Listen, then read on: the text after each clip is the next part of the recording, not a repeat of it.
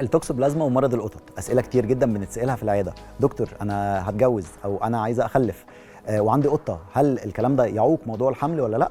خلينا نعرف الموضوع بيمشي ازاي او ايه دوره الحياه او ايه مدى الخطوره في الموضوع. اولا اذا القطه جوه البيت مش بتخرج وبنطعمها بشكل مستمر وبنغير الليتر بوكس بشكل مستمر، مفيش خطر تماما على البنات من موضوع الحمل او الجواز. القصه كلها بتيجي اذا احنا بنسيب الرمل بتاعهم او الستول بتاعهم في الرمل لمده تصل من يوم لحد 5 ايام.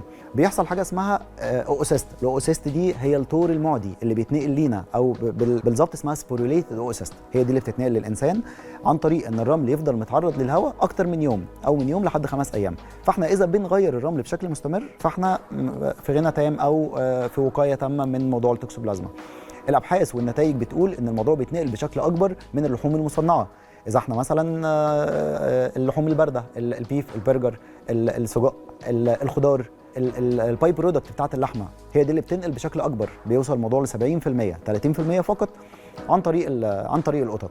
طبعا اللحوم نحاول نشتريها من مكان موثوق منه.